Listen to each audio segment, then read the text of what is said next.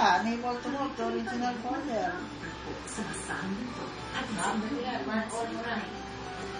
Oh, enable to move naman to original folder.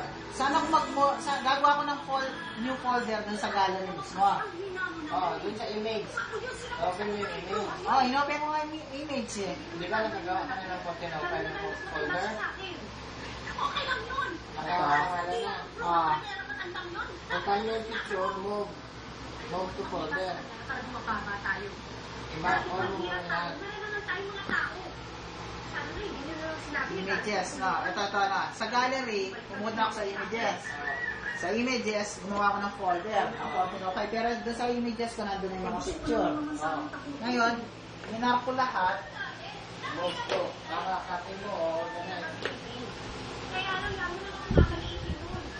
Lalo na yung madumi ang tingin nila sa akin. Map. Ito, map. Susunod na map. Mark all. Lahat ng picture na yan. Kailangan na copy yan. Mark all. Pag mark all, select yung move. Move to. Ay, eh. Ganyan yan. Mga ganyan. Ay, how it's normal.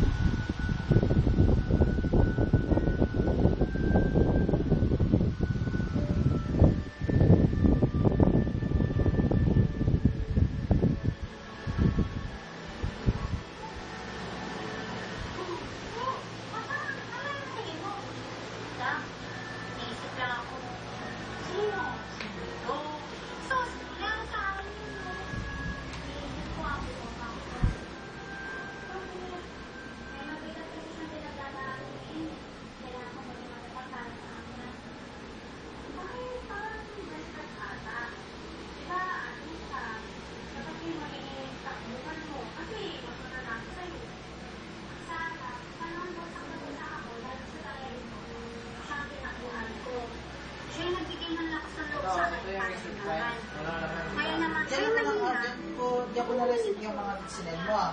Ibalik. Nilagay ko sa I-copy images. i-copy mo, lagay mo dito. Ha?